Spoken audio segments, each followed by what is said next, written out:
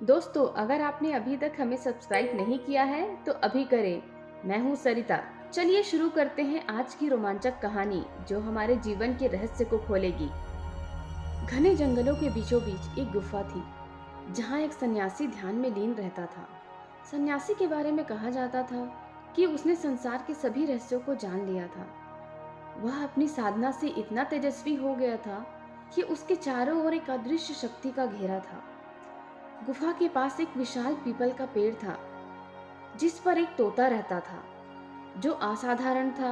उसकी आंखें मानो किसी गहरे रहस्य को छुपाए हुई थी। जंगल में यह भी माना जाता था कि वह तोता साधारण पक्षी नहीं था बल्कि किसी प्राचीन ऋषि का रूपांतर था। यह तोता सन्यासी के हर आदेश को सुनता और समझता था। लोग मानते थे कि इस तोते के पास दिव्य ज्ञान है और जो इसे समझने की कोशिश करेगा वह अपने जीवन के छिपे हुए सत्य को जान सकेगा। एक दिन जंगल के राजा ने सन्यासी से मिलने का निश्चय किया। राजा की समस्याएं बढ़ती जा रही थी। राज्य में अकाल पड़ा था, प्रजा असंतुष्ट थी और राजा स्वयं भीतर से अशांत था। उसने सुना था कि सन्यासी के पास हर समस्या का समाधान है।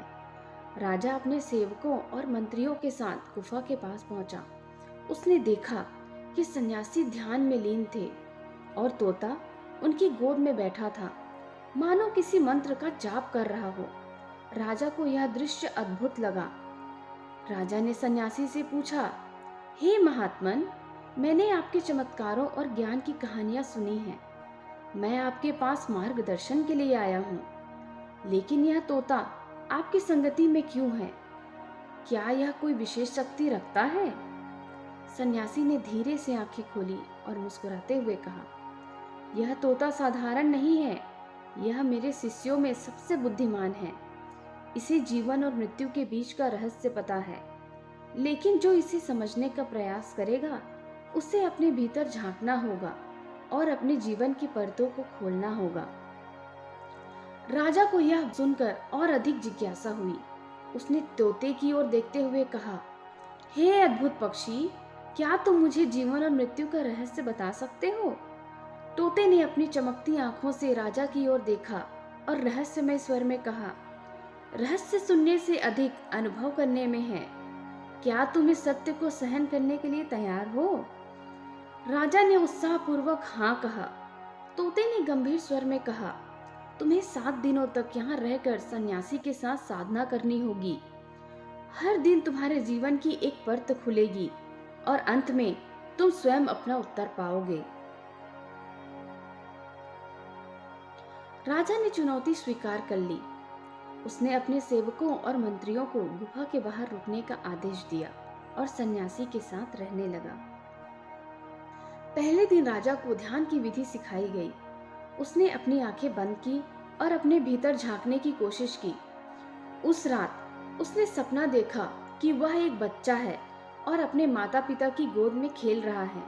उसने महसूस किया कि उसके जीवन की सबसे बड़ी खुशी उसका सरल और मासूम बचपन था। दूसरे दिन राजा ने अपने युवावस्था की झलक देखी। उसने देखा कि कैसे उसने अपने मित्रों और परिवार को महत्वाकांक्षाओं के लिए पीछे छोड़ दिया। उससे पहली बार एहसास हुआ कि उसकी सफलता के पीछे उसके कई प्रियजनों का बलिदान था। तीसरे दिन ध्यान में उसने अपने सबसे गहरे भय का सामना किया। उसने देखा कि वह अपने राज्य को खोने और अकेले रह जाने के डर से ग्रस्त था। इस दिन उसने सीखा कि भय हमारे निर्णयों को कैसे प्रभावित करता है। चौथे दिन तोते ने उसे आत्मा और शरीर के संबंध के बारे में सिखाया। उसने देखा कि उसका शरीर नश्वर है, लेकिन उसकी आत्मा अनंत है। यह समझ उसे गहरी शांति प्रदान कर रही थी। पांचवें दिन राजा ने महसूस किया कि जीवन का सच्चा सुख दूसरों की सेवा में है। उसने देखा कि उसकी शक्ति का उद्देश्य प्रजा के कल्याण में निहित है। छठे दिन उसने अपने अहंकार को जलते हुए देखा। उसने महसूस किया कि उसका असली अस्तित्व उसके अहंकार से अलग है। यह अनुभव उसके लिए मुक्ति का क्षण था। सातवें दिन राजा गहरे ध्यान में चला गया। उसने अपनी आत्मा का प्रकाश देखा और जीवन और मृत्यु के सत्य को समझा। उसने जाना कि मृत्यु अंत नहीं बल्कि एक आरंभ है। जीवन और मृत्यु एक ही सिक्के के दो पहलू हैं। यह अनुभव उसे असीम शांति और ज्ञान प्रदान कर गया। जब राजा ने आंखें खोली तो उसने देखा कि तोता गायब हो चुका था। सन्यासी मुस्कुराते हुए बोले, तुमने अब सत्य को पा लिया है। वह तोता अब कहीं और जाएगा, जहां एक और जिज्ञासु उसकी प्रतीक्षा कर रहा है। राजा ने सन्यासी को प्रणाम किया और वापस अपने राज्य चला गया। लेकिन अब वह केवल एक राजा नहीं था, बल्कि एक ज्ञानी बन चुका था। उसने जीवन को नए दृष्टिकोण से देखना शुरू किया और अपने राज्य को नई ऊंचाइयों तक पहुंचाया। सन्यासी और तोते की यह रहस्यमय कहानी हमें सिखाती है कि ज्ञान और सत्य को पाने के लिए भीतर की यात्रा करना अनिवार्य है। जीवन और मृत्यु के रहस्य को समझने के लिए हमें अपने अहंकार और गलत धारणाओं का सामना करना होगा।